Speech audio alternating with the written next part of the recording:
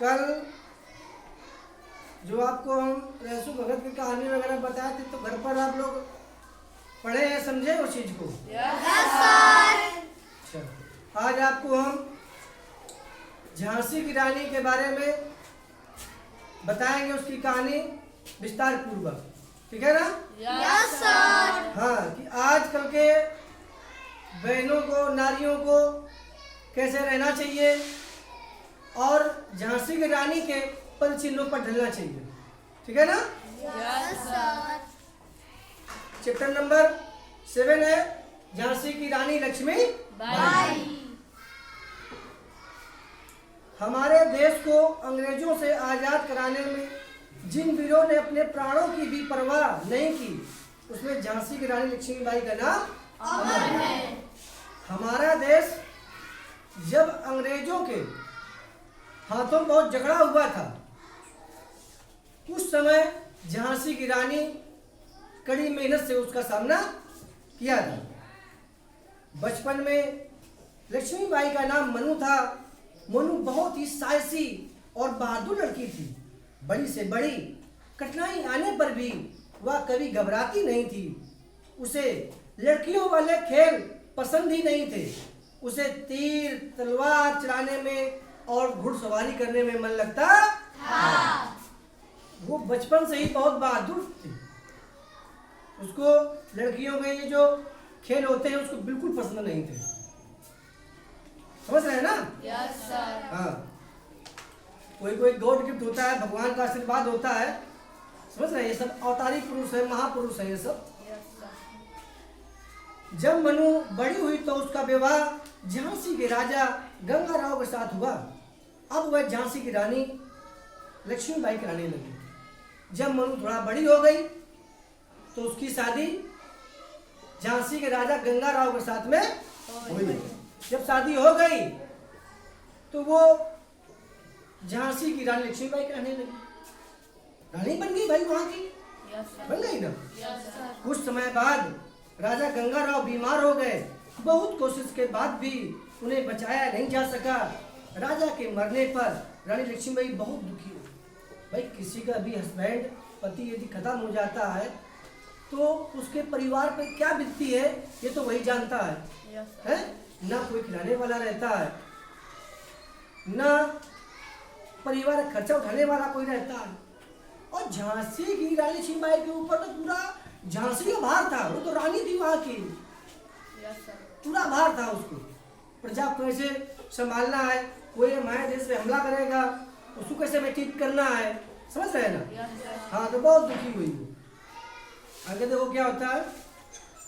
उनकी कोई संतान न थी, इसलिए रानी को राज्य का प्रबंध स्वयं संभालना पड़ा। तब उन्होंने प्रजा की भलाई के लिए अनेक काम किए, जिससे सभी लोगों के मन में उनका सम्मान बढ़ गया। उन्होंने अच्छे अच्छे काम किए समाज के साथ में, तो समाज में उसका मान सम्मान बहुत बढ़ गया। जैसे आपके गांव में कोई मुखिया सरपंच यदि हो जाता है और यदि बढ़िया काम करेगा, रोड बनवा दिया, पानी की व्यवस्था, नल लगवा दिया, समझ रहे हैं ना, तो लोग उसको बहुत अच्छा कहेंगे और उनके जो उसका मान सम्मान बढ़ जाएगा। बात समझ रहे हैं ना? Yes sir. उस समय हमारे देश के बहुत बड़े भाग पर अंग्रेजों का शासन था। वे दूसरे बचे हुए भागों को भी अपने राज में मिलाना चाहते थे, इसलिए वे तरह तरह के हथकंडे अपना रहे थे। उन्होंने एक नियम बनाया कि जो राजा बिना संतान के मरेगा उसके राज्य को अंग्रेजी राज्य में मिला लिया जाए।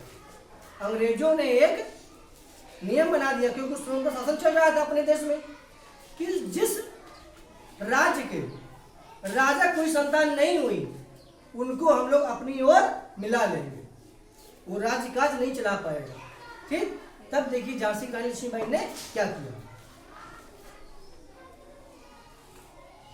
प्राचीन भारतीय परंपरा के अनुसार निसंतान व्यक्ति किसी बालक को गोद ले सकता था, लेकिन अंग्रेजों ने इस परंपरा को नहीं माना। अपने यहाँ है कि यदि किसी के लड़का नहीं है तो गोद ले सकता है और वो उसको संतान अपनी मानता है। लेकिन जो अंग्रेज लोग थे बहुत ही दुष्ट प्रकृति थे, उन्होंने ये नहीं माना, कहे नहीं ये सब नहीं होगा। समझ रहे हैं ना? रानी लक्ष्मीबाई ने भी एक बालक को गोद ले लिया और उसी के नाम पर वे शासन कर रही थी। अंग्रेजों ने रानी के अधिकार को नहीं माना और झांसी पर अधिकार करने के लिए सेना भेज दिया।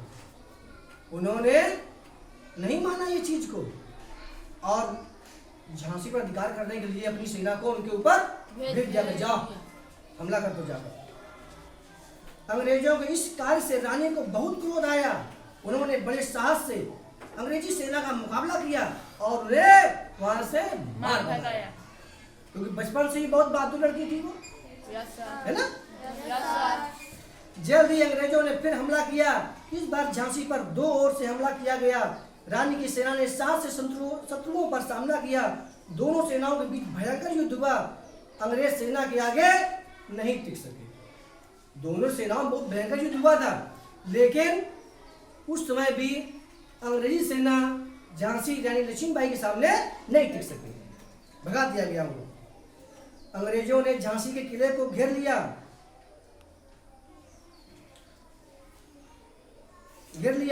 उन्होंने झांसी के कुछ लालची सैनिकों को घूस देकर अपनी ओर मिला लिया। उन्होंने झांसी के किले का गुप्त द्वार खोल दिया। जब रानी ने अंग्रेजी सेना को किले के अंदर से देखा तो वो सारी बात समझ गई।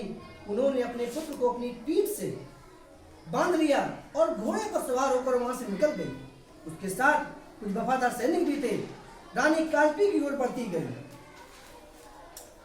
देखिए, जब अंग्रेजों ने यह सोचा कि अब इससे हम जीत नहीं पाएंगे, तो उसने क्या किया कि रानी लक्ष्मीबाई के जो सैनिक थे वहां के, तो उनको पैसा देकर, घूस दे करके अंदर का गुप्त द्वार जो होता है उसे खुलवा लिया और उसी के रास्ते हमला बोल दिया जाता। ये बात रानी को पता चल गई, ठीक है ना?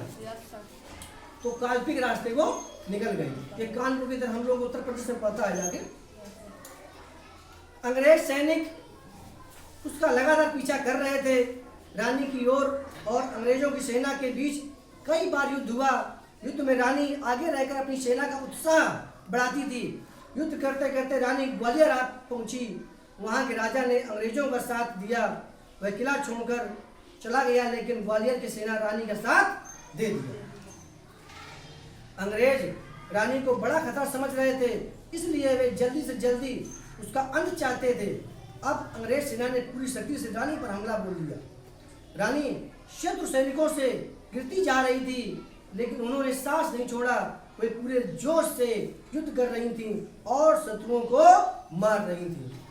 देखिए, कभी भी हमें कितनी मुसीबत आए घबराना कभी नहीं चाहिए।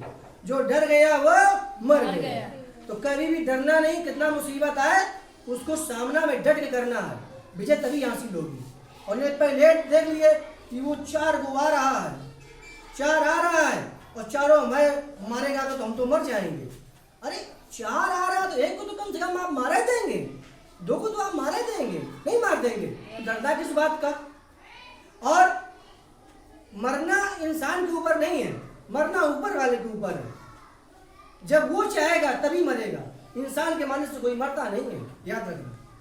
बात समझ रहे हैं ना? Yes sir. जब तक ईश्वर नहीं चाहेंगे तब तक कोई किसी को मार नहीं सकता, ठीक है? यस तो हमें मुसीबत में घबराना नहीं चाहिए। इसी बीच रानी के पुराने घोड़े ने दम तोड़ दिया। वह रानी के इशारों को समझता था। सामने नाला आ गया, उसे देखकर नया घोड़ा रुक गया। बहुत कोशिश के बाद भी वह आगे नहीं बढ़ा।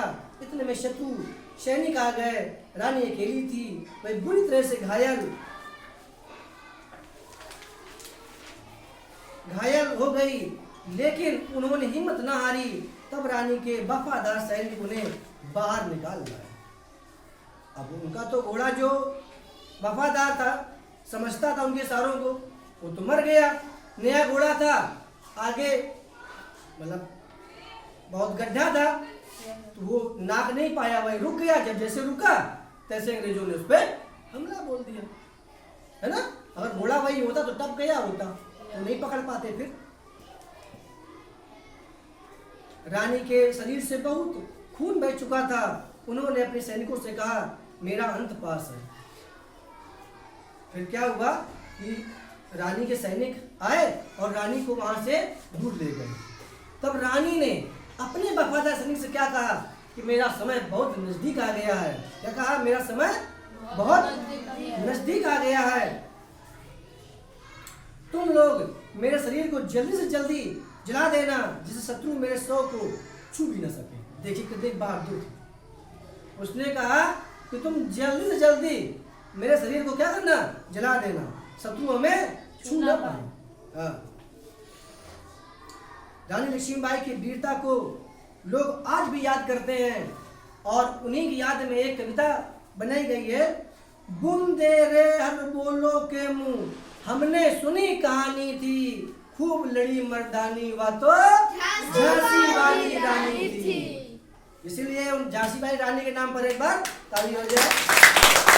और जय रानी लक्ष्मीबाई की, जय रानी लक्ष्मीबाई, बोलिए जय रानी लक्ष्मीबाई। हाँ। और जितनी भी ये बहनें यहाँ पढ़ रही हैं, इनको भी रानी लक्ष्मीबाई के पद चिन्हों पर ही चलना है, ठीक है?